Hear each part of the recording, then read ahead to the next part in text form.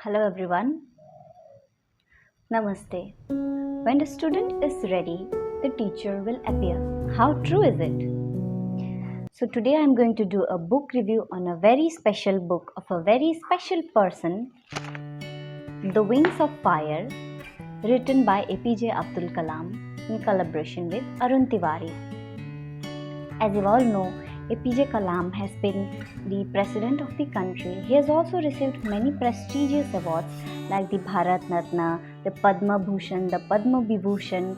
I would say he is one of the greatest men our country would have witnessed until now.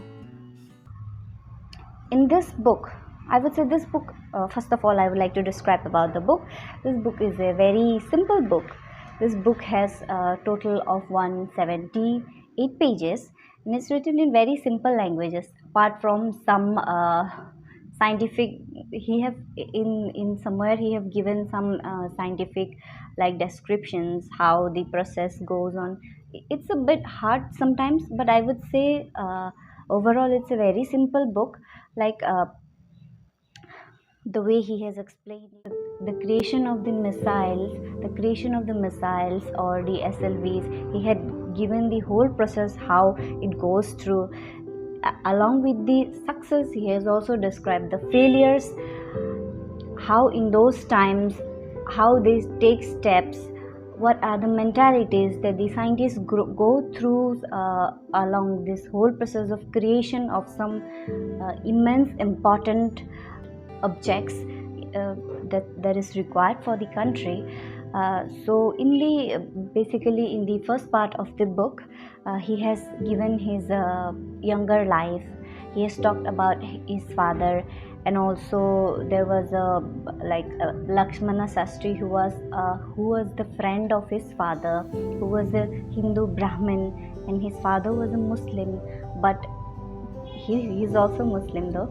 Like how in their places in Rameshwaram where he grew up, the, the place was very like harmonious. Both the communities, all communities lived happily. They shared the harmonious uh, childhood, and how some of the most important persons that he met during his childhood has helped him grow and like grow his vision and become the man who he is today. He has talked about two important persons, Ahmed Jalaluddin and Samsuddin, who were like his friends, although they were much older than him, but they were like his friends who has made him dream uh, about the vastness and the important aspects of life.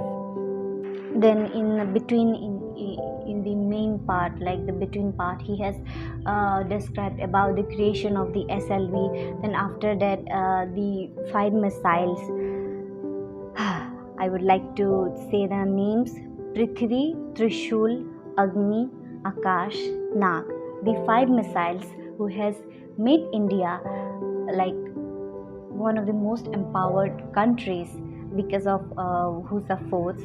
These were these were mainly the projects uh, where Abdul was the head, and he had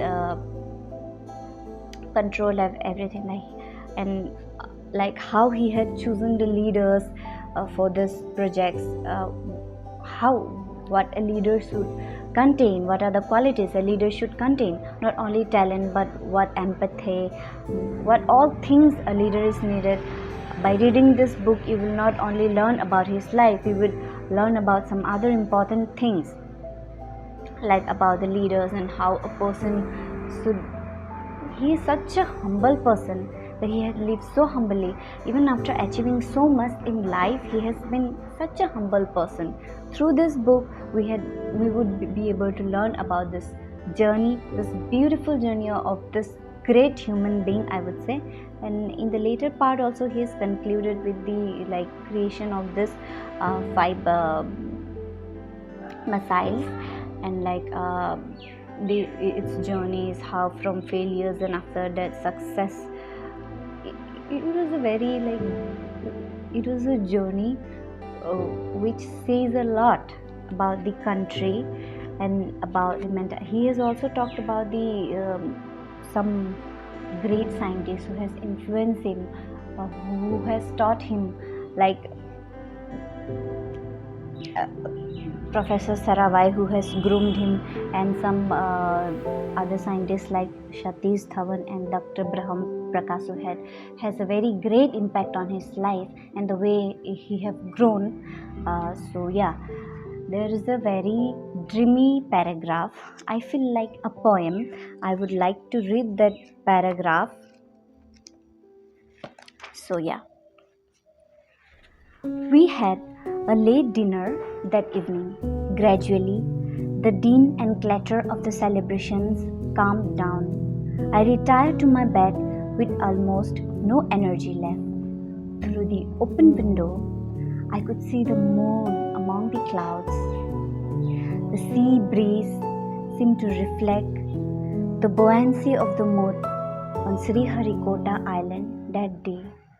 While I was reading the book, like when I read this, like simply, it would not sound that dreamy or that poetic. But when you are reading the book and you are in between, and like in that moment, you will feel this very dreamy, like very poetic, because all the excitement or all the hard work, all the tiredness he was feeling, when he describes it, like the breeze and the moon and all, it feels very dreamy and very poetic.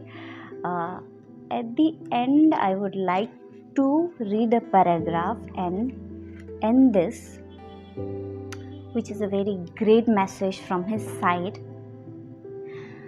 I will not be presumptuous enough to say that my life can be a role model for anybody, but some poor child living in an obscure place, in an underprivileged social setting, may find a little solace in the way my destiny has been shaped.